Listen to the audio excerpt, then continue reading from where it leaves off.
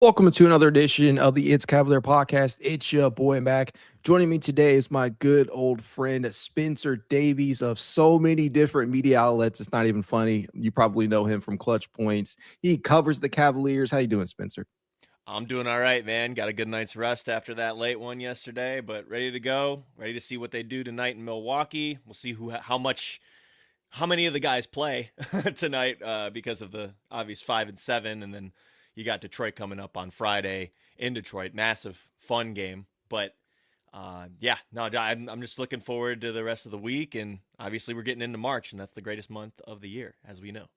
2026 is already flying by. Like, I swear the Yep, year just started and yep. we're already getting ready to hit March. This schedule has been so compacted. I'm not going to lie to you, Spencer. After the game last night, I'm like, okay, I got a day worth of content. I can try and breathe a little bit and push a little bit out of there. But then I look at the schedule and I'm like, oh my God, we got another game tonight.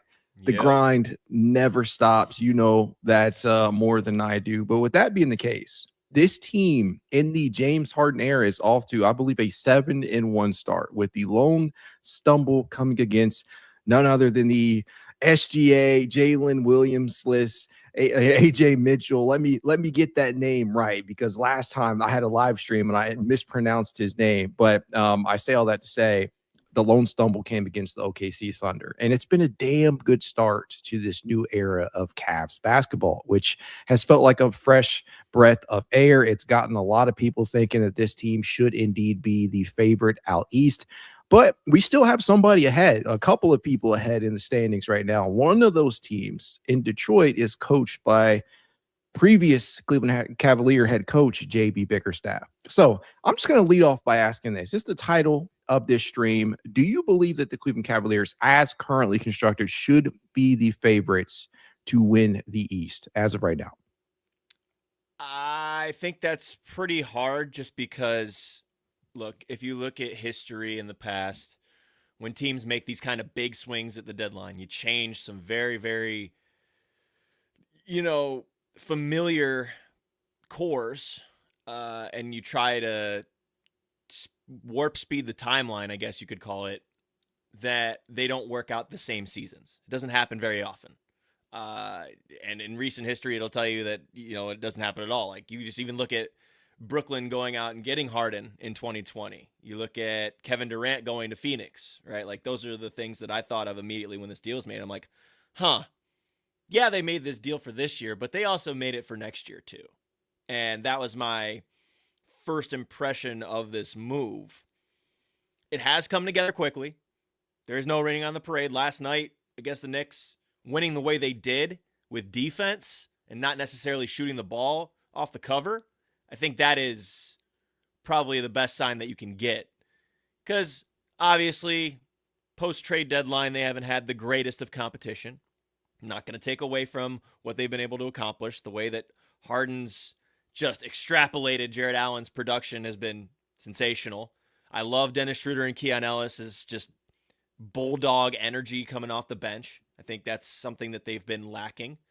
Yeah. Dean Wade has played very well. I think that they have a lot of good going for them. Does that make them the favorite to come out of the East immediately? I think that's just tough to do. It's just really hard to do. They haven't been in a playoff series together yet. It's different than the regular season. The good thing is Harden is somebody who is very deliberate with his pace. He's very patient with his pace, and he doesn't get sped up. So that does bode well for the postseason. But generally, it's pretty much the same type of roster that you've had. And we'll see, what Jaylen Tyson brings to the table when Naquan Tomlin plays in spurts, right? That's something that they have not had to this point. But I think it's pretty much the same type of roster construction that you had prior to the DeAndre Hunter trade. It's very similar to that. So the jury is still out as far as the playoffs go, but it's hard for me to say that they're going to be the odds on favorite. And you obviously have the Pistons that are doing what they're doing and have looked fantastic. I know that they just lost to the Spurs the other night. Whoop-de-doo, it's the regular season. It was a good game. You have Boston, who I think nobody is paying enough attention to right now. And obviously, thinking about Jason Tatum possibly returning. But even without, Jaylen Brown's been fantastic this year. Peyton Pritchard's been lighting it up. You look at Derek White being one of the best defenders in the league, can shoot the lights out. I love what they've done with their young guys, Baylor Shireman, Nimakita, even Sam Hauser, who's able to burn down the nets. Like, there's some tough competition there above them. And even the Knicks, you can never count them out because of, one, Jalen Brunson having the heart of the lion, and you just have so many different depth pieces on that team. I love them bringing over Jose Alvarado. He's a complete irritant. Like, it's the East is, I know that it's bunched up and the Cavs just got the same record as the Knicks and they're trending the right way. I just don't want to take that victory lap just yet and call them contenders. On paper, sure, maybe, but on paper doesn't always translate to on court. I think that's fair, right? Now, you can view this in two different spaces, in my opinion. You can be cautiously optimistic. I think that's the way I entered post-deadline after the acquisition of Harden for numerous reasons. I think context is really, really important to be applied here. Harden obviously represents like the right now, and the immediate future, I suppose, as you were pointing to next year, right? There's the player option. There's a lot of different things that could go right, but there's also a lot of different things that could potentially go disastrously wrong as well should this team flame out. We hope that's not the case, but expectations right now, I feel like, point to, okay, let's just see what this team can do once we get to the postseason. When in reality, we have to get there first. We have to see how Kenny Atkinson continues to build these rotations. We have to see how these guys continue to fit beside one another. I think Evan Mobley is a huge part of that, as we've already seen Jarrett Allen and James Harden develop quite the chemistry, and we already knew that was likely to be the case after watching him elevate bigs like Ivica Zubac and Clint Capella year in and year out. And I think that there are still some question marks that need to be answered. But 7-1 post deadline in the Harden era, that does not take into consideration the Keon Ellis and Dennis Schroder victories as well. But all I can say at this point in time is that I'm heavily encouraged by what I'm seeing, and it's by no means a finished product, and we're still trending upward. We have not really seen this team operate at full capacity. We don't have Max Strus back yet. Don't really know what's going on there. You got your boots on the ground. You're probably closer to that than most, but there's still another element there that the Cavaliers could potentially be throwing at teams as a connective tissue out there, doing a lot of the same things that we have seen Sam Merrill do this year, especially as it relates to those bigs, getting the dribble handoffs, getting downhill, and being able to just open up spacing for different lineups out there. But as of right now, I am encouraged by what we're seeing, and I do think that they have a higher ceiling now than they did at the beginning of the year. And don't get me wrong, those people who have been watching this podcast for any number of years know that I remain a huge fan of Darius Garland. But I do think it is important to understand that two things, or rather multiple things, can be true. Darius Garland, when healthy, is an all-star caliber player. We saw that last year for much of the season, but Darius Garland was rarely healthy, if not at all. I don't think he ever truly was healthy this year, trying to come back off that surgery and whatnot. So he was rather unavailable. He's still unavailable for LA right now. And at the very least, James Harden is out there and does give them a higher level facilitator while also being a bit bigger out there. And for what it's worth, I think that as of right now, both teams probably got what they wanted. LA gets this young piece in Garden to potentially help build around, and Ben Mathurin out there and a couple other pieces. And you get Harden over here in Cleveland to expedite things during the Donovan Mitchell timeline. So I'm going to shift gears here a little bit, and I want to talk about somebody who I feel like has been an underrated addition, because Keon Ellis was the star of that DeAndre Hunter deal. But Dennis Schroder, maybe I'm crazy here, but Dennis Schroder to me has looked like the better piece right now, just because of his ability to impact on both sides of the ball. And I think you saw that last night against the New York Knicks, where he absolutely gave Jalen Brunson fits in the individual isolation possessions, while also managing to conduct offense and finding guys like Donovan Mitchell for jams at the rim or connecting with Jarrett Allen out there. So give me your first impressions of Dennis Schroder, though. This dude has been in the league for like so long, it's not even funny. Fierce competitor, very fierce competitor, and admittedly, and I'll say the same things. I'll keep it a buck. Like, I wasn't a fan of Dennis Schroder's game. Anytime that the Cavs would face it, like, I didn't think that he brought too much to the table offensively. Like, I still don't think he's a great shooter. I will say this though, like, there are ticks to his skill set that I was not aware of. Like, for example, him driving from the perimeter to the rim, his 0 to 100 is insane. He is a quick dude. And I was saying this on Ethan Sands' podcast last night. The way that he's able to get into the paint and lay the ball up off of the glass before a defender can try and contest or block it.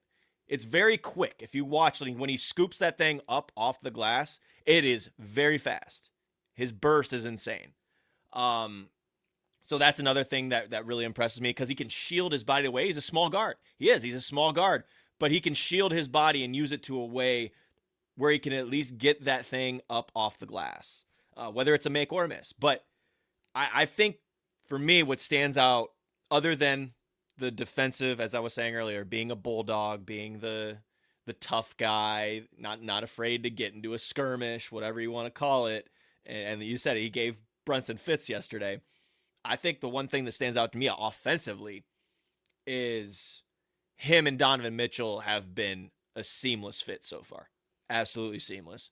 I think Dennis, he doesn't have the change of pace that like a Darius does, but it's very similar to what Darius and Donovan had, where if Dennis is going to the rim, you're going to get someone at least reacting late. And usually Donovan, if he's out there on the perimeter, he'll get his defender maybe looking over last second to try and help. And then that's when teams will be toast, because Donovan has done very well off ball with Dennis so far. You saw it last night when he had the diagonal cut, because you have Schroder driving diagonally. His angles are very good in that sense. But Donovan is also an advantageous diagonal cutter. And so you had that play last night where Schroder gets to the cup. Oh, he's got a couple of guys, or he's got one guy defending him, but then you have another one just shading a little bit of help, and then a nice little shovel feed over to Donovan. He throws it down with the right hand. It actually reminded me of Karis LeVert a little bit. Obviously not as big as Karis LeVert, but when Karis would do that, he would get downhill. Some slot cuts out there. Yep, a little bit, and then just a little shovel. Schroder has that ability. I don't think he's a true point guard. I still think he's a combo because of the way that he scores and the way that he gets to the free throw line. But the fact that Donovan can just take a little bit of a breather and not have to handle all the time, one, I think helps him because you can get him off the ball. We know he's been good on the catch shoots this year on the outside. We know he's been good off the ball, getting to the cup on the move. But also, what it does is it conserves Donovan's energy on the defensive end. And that allows him to play passing lanes when Dennis is in there, because Dennis is all up on the guy who has the ball in his hands. And so with that pressure comes bad decisions. Comes bad reads, and then Donovan is right there to pick apart whatever that decision is being made. And he'll play the passing lanes. And I think he had 3 steals yesterday. Yep. He played some very good defense, I think. And that lineup in particular with Schroder and Mitchell, and you'll have Ellis in there, you'll have Jaylen Tyson, sometimes you'll have Sam Merrill, you can have Dean Wade at the 5, you can have Evan at the 5, whatever. It's speedier. It gives you options because it's faster. Whereas the starting lineup, it's big, it's deliberate, it can play more in the half court.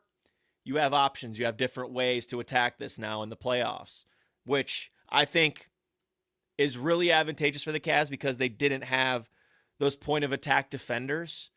And let's be honest, defense turns into offense a lot in the NBA these days. So transition points are very important. And I think their defense, that speedier defense, even though they're a little bit smaller in height, they can really be tougher on guys and beat them to the spots That was the theme of Kenny Atkinson's press conference yesterday. We win our spots, and we're going to win. Like, because that's the part of the physicality. It's not just what you see on the box score with the rebounds. It's not just these things that happen in the stat sheet. It's about winning your spot. That's with screens. That's with boxing out. That's with making sure you get over the screens defensively, making sure when you set the screens that you're rolling hard, just making sure that you're on your P's and Q's and knowing where to be on both ends. And the Cavs did that yesterday. Couple of interesting stats that I had to pull for Dennis in particular. Dennis has played 8 games, if I'm not mistaken, for the Cleveland Cavaliers so far. Dennis has already driven the basketball 55, 56 times, I believe, in that neighborhood. Lonzo Ball, a name that it just sucks because it didn't work out, but Lonzo drove 52 times across 35 games. He's already done that and then some. That is absolutely insane to me. The dribble penetration is an element that the Cavaliers off that bench were lacking for a large portion of the season. And we know that Craig Porter Jr., he gets lost in the shuffle, unfortunate here, because he has worked pretty hard, in my opinion, in multiple areas. But he was not enough to overcome that individual weakness off the bench. You really needed that out of somebody else. And Dennis has provided that. He has provided an outlet for Donovan Mitchell and James Harden and other Cavaliers ball handlers at times to play off the ball a little bit more. You already talked about how he's meshed well with Donovan Mitchell. I believe that to be the case so far. And I think that Dennis, though he's not been a great shooter this season, and he's certainly not been a great shooter for Cleveland since coming over, shooting just 22.7% from three-point range since he's come over. I still believe that the defense does have to account for him.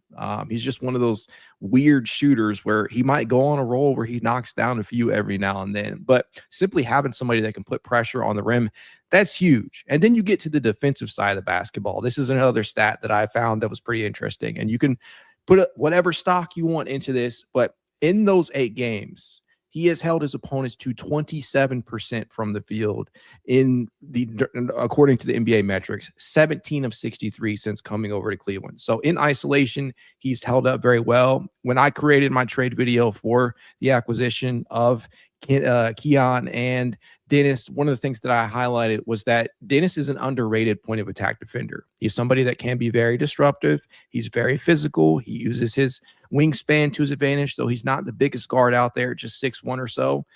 That's somebody that brings intensity on the defensive side of the basketball out of the backcourt. And you need that. You need somebody that will be an irritant out there. You've been missing that for quite some time, especially off the bench. And so Dennis being this two-way piece, in my opinion, so far, and again, small sample size, just 8 games, but him being this two-way piece is something I think a lot of fans, the casual Cavalier fan, probably was not aware of in terms of his sheer talents out there. Now I'll shift gears here to Keon.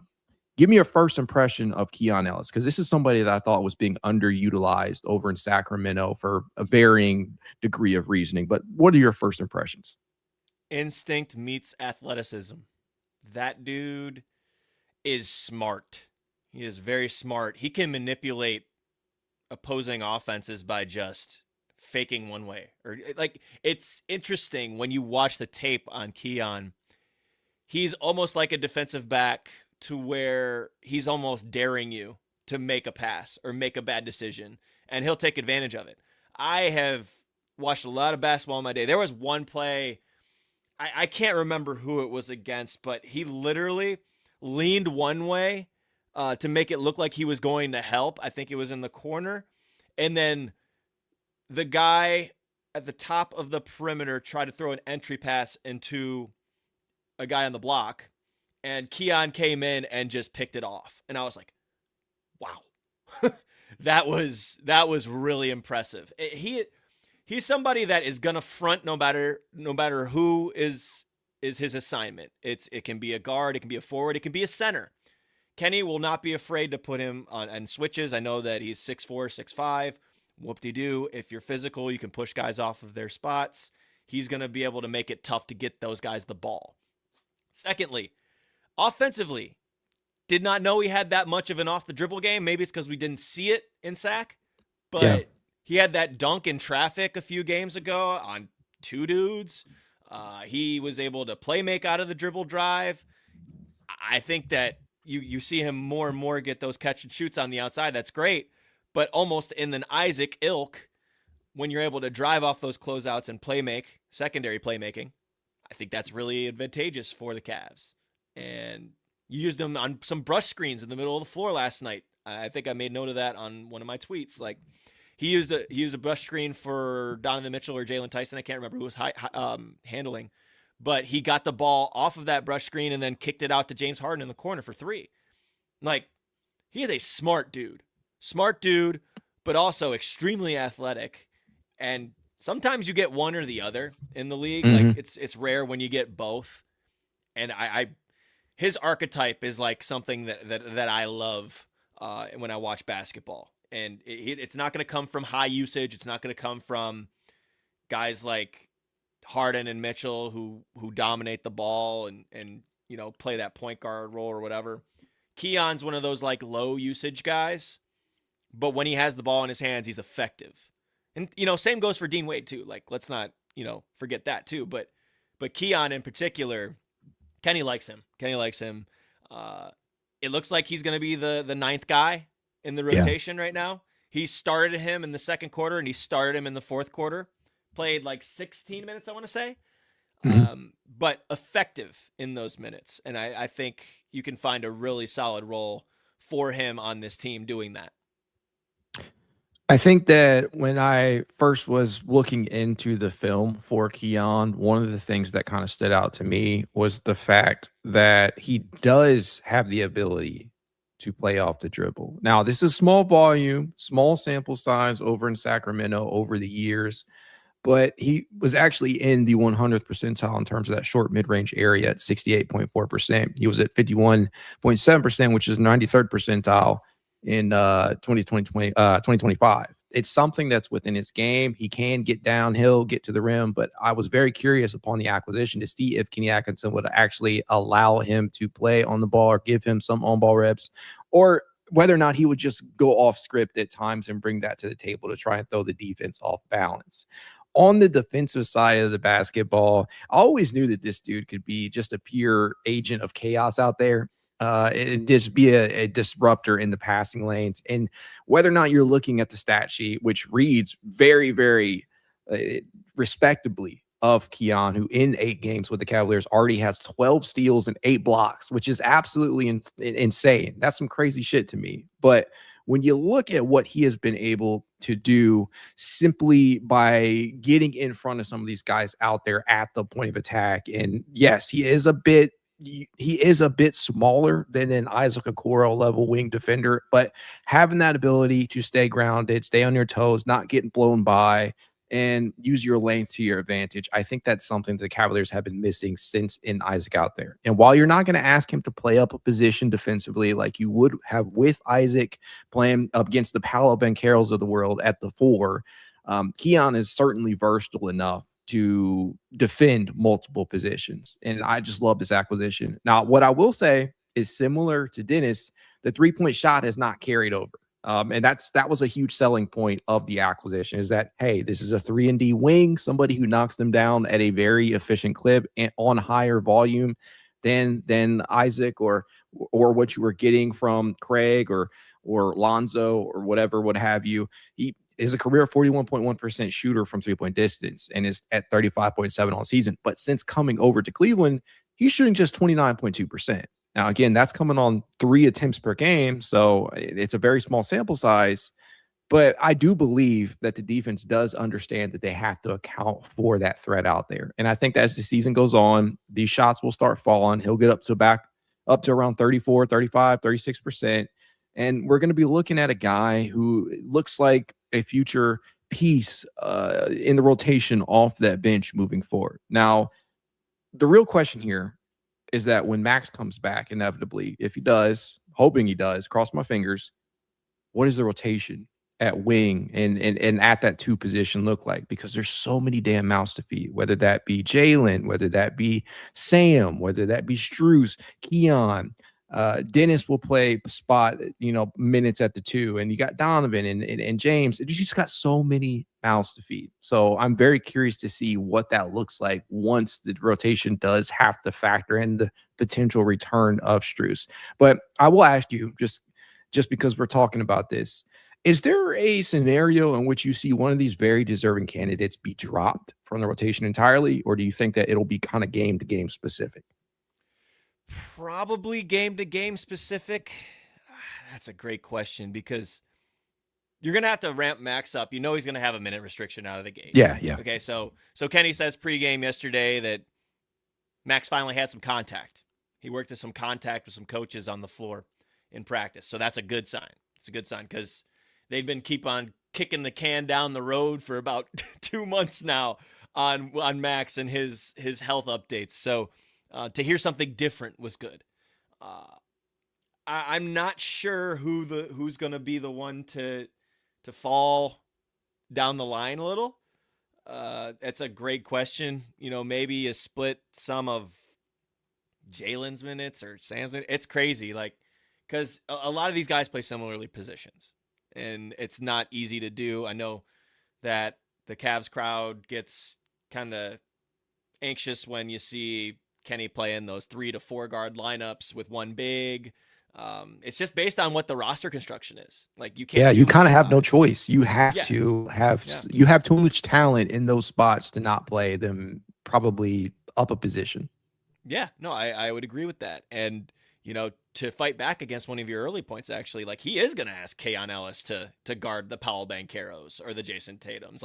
He is going to ask that of those guys. Jaylen Tyson in pitches. Obviously, Dean Wade. Sam Merrill will draw some of those assignments too.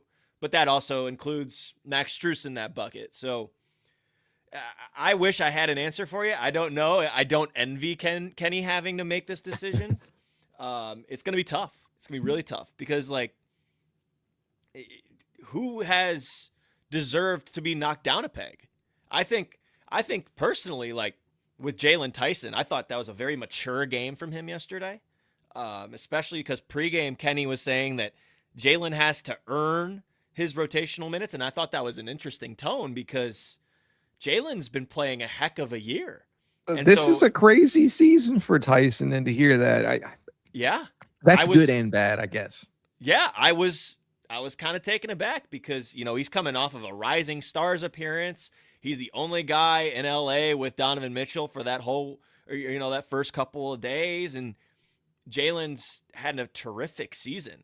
Now imagine being that second-year player who's been a part of your success, who was also growing in the sense of being an on-ball guy, secondary creator, primary and tertiary scorer, and having to be told, okay, you're going to go out there, you're going to defend, you're going to grab rebounds, make sure you don't turn it over, and make sure you get the ball to the teammates that you have. That has to be tough. That has to be difficult on a guy who has been playing out of his mind this year and shooting the ball off the cover the way he has been and defending and buying into whatever role that they've asked him to play. And he's doing that now. But I know that has to be a mental battle for Jaylen. So if Max comes back and say Jaylen gets knocked down a peg from there, how do you respond to that? If Keon gets knocked down a peg because Max comes back, that's tough to deal with. Dennis probably handled it a little bit better because he's a veteran, but it's not an easy mental adjustment to do that. But it's gonna happen for somebody, so they have to be prepared for that. There's just so many different routes Kenny can take, and as you said, I do not envy Atkinson at this point in time because there are going to be some tough conversations and tough decisions to be made. Because Craig has essentially already been pulled from the rotation, and he is somebody again. Yeah, and Quan, that's a great story. Everybody knows Tomlin's journey to the NBA is very, very unconventional, so you can't help but be happy for him. But he'll be a sporadic play now at points too. But specifically as it relates to Jaylen Tyson, again, like you point to all these things. You're top 5 in the NBA in 3-point percentage. You're somebody who has become this off-ball savant in terms of shot making. You know that the defense has to pay attention to you from a gravitational standpoint, and you had been coming into your own as this secondary creator out there beside Donovan Mitchell at points and developing a chemistry in the pick and roll with the Jarrett Allen out there. And then, lo and behold, the acquisition of James Harden kind of shifts gears on how that could potentially look. And to me, like, it's not a question about talent. We all know that Jaylen Tyson is an extremely talented player. He is a starting caliber wing at this point in time in the NBA, and he has had such a upward trajectory from year 1 to year 2 due to having that consistent play time available to him. But post Harden trade and after the acquisition of Dennis and Keon, obviously included, like, it kind of leaves you at a point and wondering, okay, what is the utilization of this player? And not necessarily the on-ball percentage, time of possession, stuff like that, but how is Kenny actually deploying this guy? Is it going to be at backup 4 minutes? Because we've already seen that. And to be honest with you, I don't love it. It's an area where I believe that you're going to have to lean on Naquan Tomlin a little at points moving forward. Maybe you give Dean Wade minutes at the backup 4 when he's not out there with the starters, which I think they've already done that. You saw it against New York last night, but it puts him in this peculiar position because he had been having such a phenomenal start to the year. And I would have to think that this throws the rhythm off. But the one saving grace to me is that this is a player that's used to this, right? If you look at his collegiate career, he's used to playing off the ball. He's used to that role being shifted. In his final season at Cal, he took on lead guard duties. So he's kind of done it all. And then he had to make that transition again coming into the NBA, knowing that, hey, I'm not getting any on-ball touches. I'm going to be a strictly off-the-ball guy. I'm going to be this role player, which he's been famously quoted as saying. But I'm really interested to see what the minutes look like for Tyson, because what you said, like, that's eye-popping to me. A guy that has essentially earned it this year, being told that he has to continue to earn it, that has to suck on a personal level. But from a basketball standpoint, I'm sure that Tyson understands the position that he is in. He doesn't have the years worth of veteran mentorship and stuff in the bank just yet to understand that, hey, this could be a periodical thing. It's not something that is going to be the case moving forward. But he's not the only person affected by this, right? You see Sam, his minutes are going to probably fluctuate as well. Dean is a huge question mark. And by the way, let's just shift gears and talk about Dean here for a second. I won't throw up a graphic. Dean, over his last 10 games, 7.1 points, 4.5 rebounds, 1.3 steals. He's shooting 60.5% from the field, but even better than that, 57.1% from 3-point distance. Still small volume, right? Just 16 to 28. But Dean's ability to shoot the basketball is the swing skill here. And for him doing that confidently, obviously off the ball, you don't have to have those same types of concerns of, hey, and do you have to worry about Dean wanting to touch the basketball on ball? You don't worry about that. But I think that when it comes to Wade, the biggest question mark always boils down to health. And I'm very curious to see whether or not this is the season moving forward where Dean can stay on the court and stay healthy and stay around 36, 37%, 38% from 3-point range. Because if he can do that while also being a connector out there, I think that it's very possible that he stays in that starting lineup. But to play devil's advocate, I just want to ask you, make the best case for Jaylen Tyson to jump back into the starting lineup. Well, I'm actually in agreement with you, but you said to play devil's advocate. So the this is for the people argument, that want to see that want to see Jaylen Tyson start, because there's a lot of them out there. You know, you've seen it. Yeah. No, I'll do both sides. So Jaylen Tyson, understanding again what we were just talking about, the way that he's been able to get up volume threes, he has been able to be that secondary and tertiary playmaker, creator. Obviously, somebody who is probably a little bit more fast than Dean. He also crashes the glass probably almost as well as Dean does too. So that would probably be my argument with Jaylen. My argument against it, my argument for Dean Wade, and this is something that I talk to my friends about to try and help them understand basketball. And I'm not trying to say this as someone on top of a pedestal, but in a lineup where you have James Harden, Donovan Mitchell, Jarrett Allen, and Evan Mobley. Why the hell do you need someone else to touch the ball as much as they do? There is a such thing in the NBA as low usage guys. Yep. Dean Wade He's might be extremely low usage. Dean Wade might be the quintessential low usage guy in terms of he has no ego. He's going to go out there. He's going to shoot threes, hopefully, when he's open. As of late, he has been, as you saw, 16 and 28 over the last 10. That's fine. Probably get a little bit more up after that. But he's going to shoot those. If he's making those shots and teams have to pay attention to him and can't just leave him out there. And now that I see him growing a chemistry with James, because let's be honest, that takes a little bit of a minute to get used to some players. Dean's a popper. He's somebody that will stay outside if he's setting screens. And you saw last night, too, it can go the other way. If Dean just pump fakes a defender out of his shoes, takes 2 dribbles, and then shovels it over to James on the perimeter for a catch shoot. That's really that short roll pass was beautiful from Wade. You don't see that too often from him.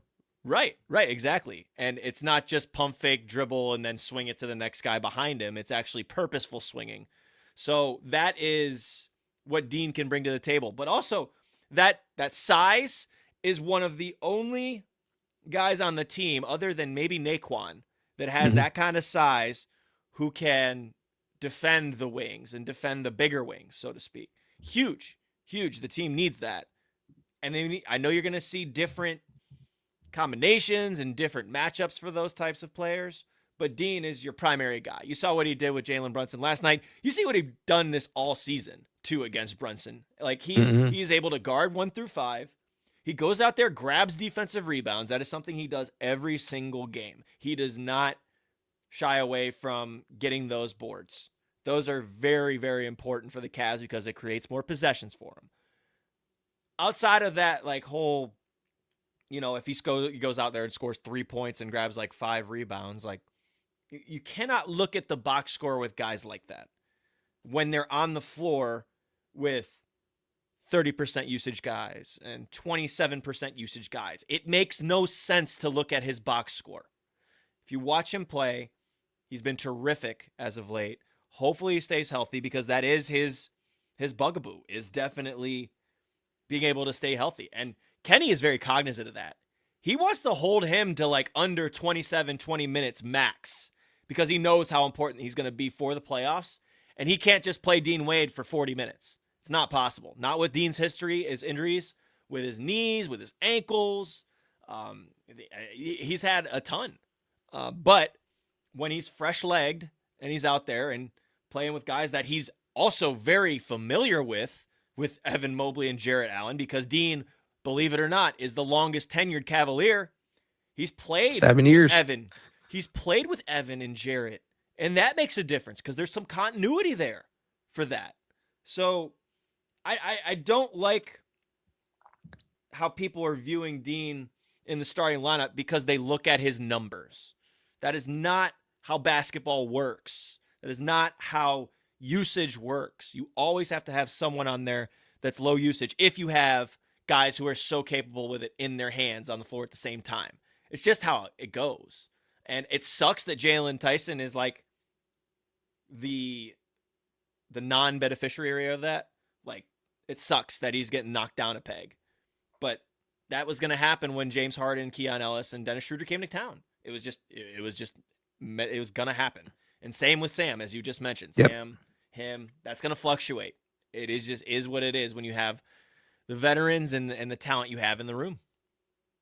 Yeah, from a fit standpoint, it just makes a lot of sense. To the usage standpoint, extremely low usage for Wade. He is in the 6th percentile right now among forwards at 9.6%. That's insane for him to be able to contribute the way he does. And again, yes, I mean, you have to point out the fact that if you're simply box score watching, you're never truly going to appreciate just how impactful of a player that Dean Wade is. He's somebody that can routinely makes winning plays out there. They know his value from a defense defensive standpoint, especially from a versatility standpoint. Out there on that perimeter, he is in the 87th percentile in terms of perimeter isolation defense. He is in the 92nd percentile in terms of that off-ball chaser defense, and the 98th in ball screen navigation. Somebody that you can trust out there to defend some of the tougher assignments. Before we go, just want to kind of discuss Jarrett Allen real quick, because obviously the connection that James Harden has developed very quickly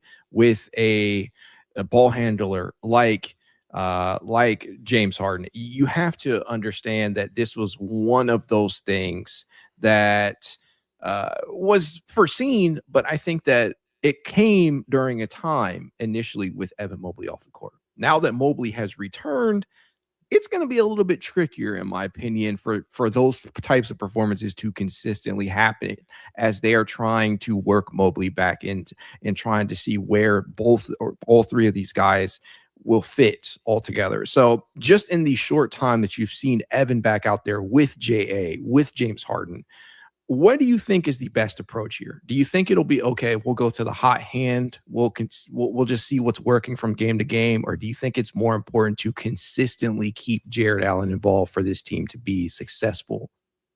If it's working, then don't fix it. If it ain't broke, don't fix it, right? Like, that's the saying. You got to keep getting JA involved. But this is what I thought of. And we didn't see too much of it yesterday, maybe a couple times. But you really can make a defense work hard if you add a third layer into the James Harden, Jarrett Allen pick and roll. Because teams are going to start noticing that, or teams are going to start trying to defend that harder, maybe crowding Jarrett a little bit on the catch.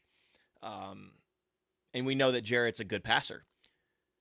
What did we see most of when the Cavs were pick and roll heavy a few years ago in the JB Bickerstaff era, right? Like, a lot of high pick and roll, a lot of the pocket pass, and then you had big to big.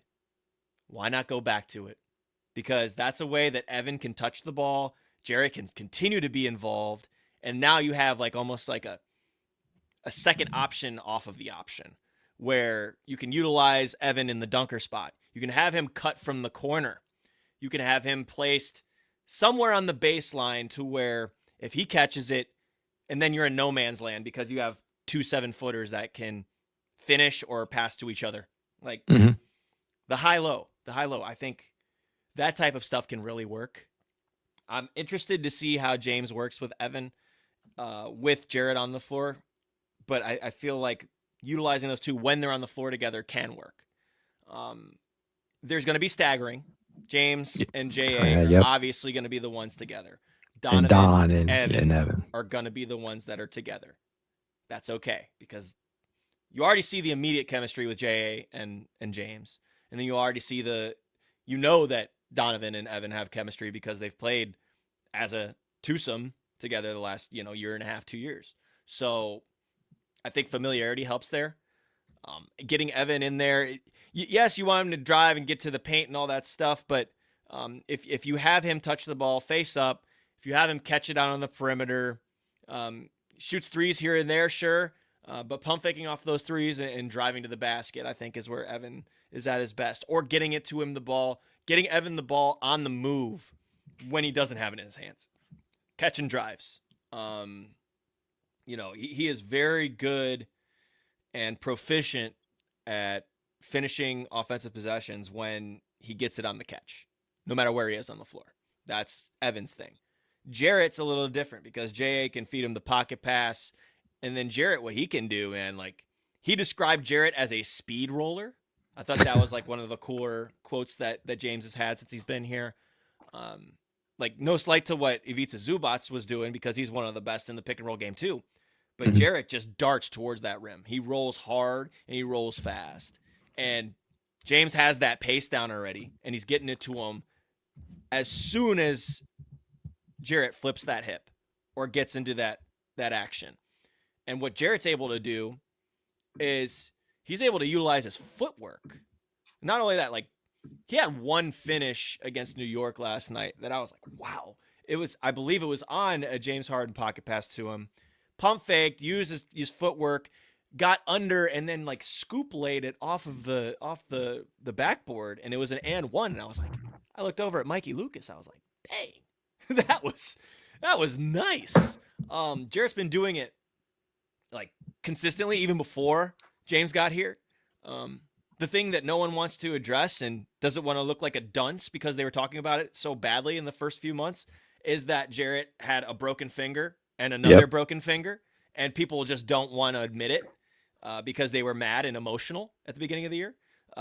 Jarrett, I believe, is now somewhere around the 70% mark, where his career percentages around the rim, and that's because he's really good around the rim. His finishing is elite around the rim.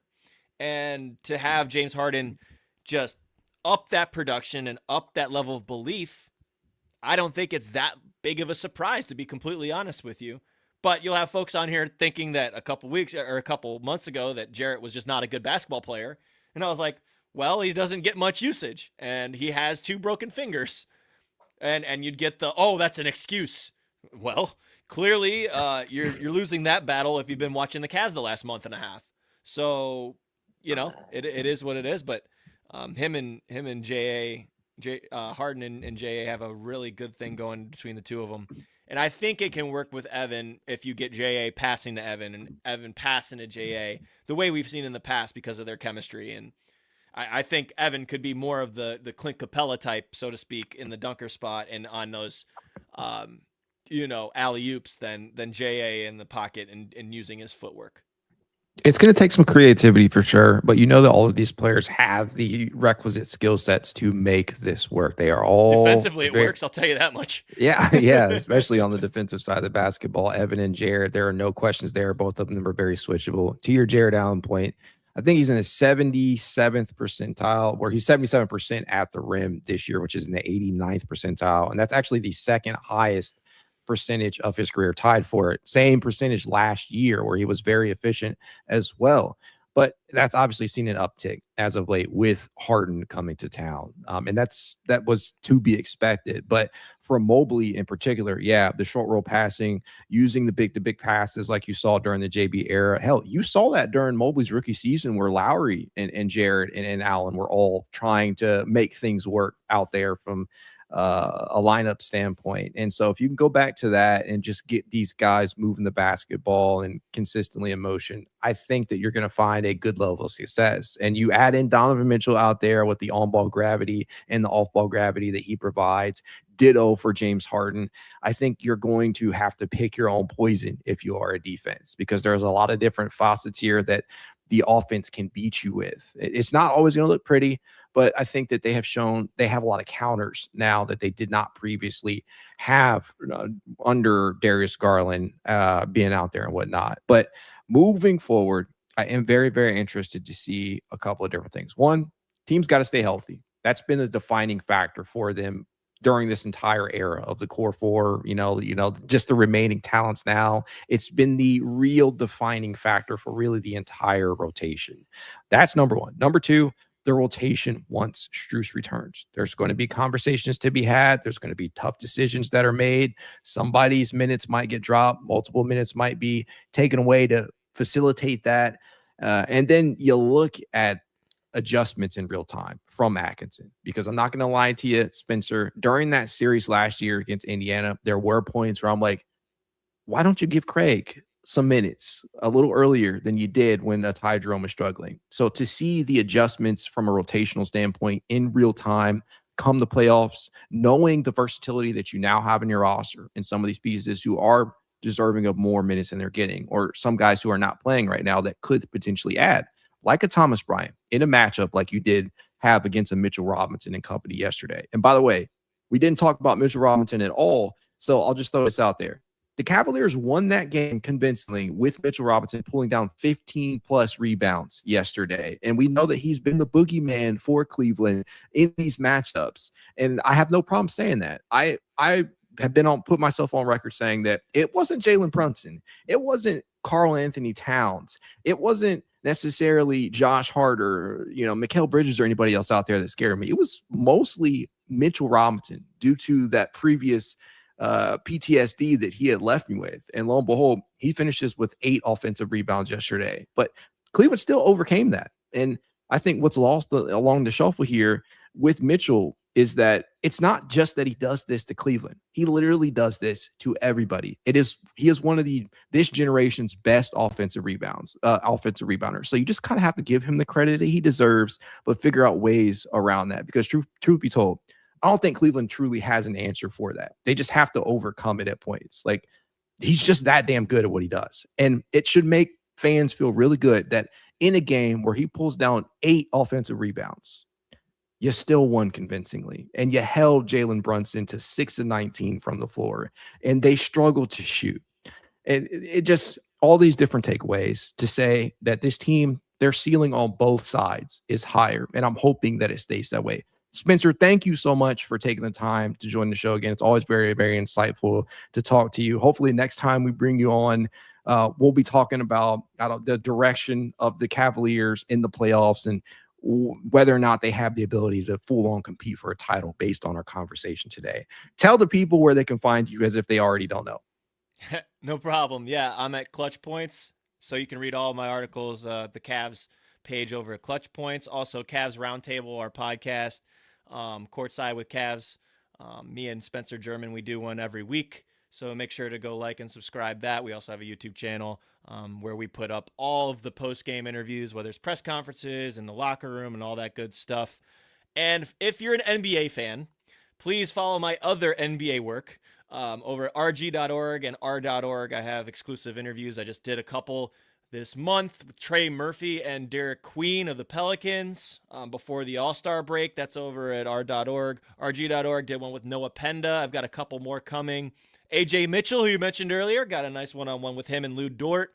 And then also one with Noah Clowney of the Nets here coming up next month. So please pay attention to those. That really helps just from the league-wide canvas perspective. Also do NBA draft profiles at Babcock Hoops. Have a podcast called Hoop Industry over at Run the Show, which is a facility in Twinsburg run by Tyler Neal. Great place for player development. Do a lot of stuff outside of media, just helping over there as the utility guy. So make sure to check that out and look up Run the Show if you are interested in youth basketball development and all that good stuff too. And yeah, I think I haven't missed anything else, but I do a lot of stuff. As you couldn't tell, Spencer is a busy man. Make sure you check him out on all of those platforms. This guy puts in so much work. So any support that you can share There's the for logo him for Run the Show, by the way. There you go. That's dope. Yeah, that's dope. Go out there and purchase, get some merch. Go Cavs. Yes, sir.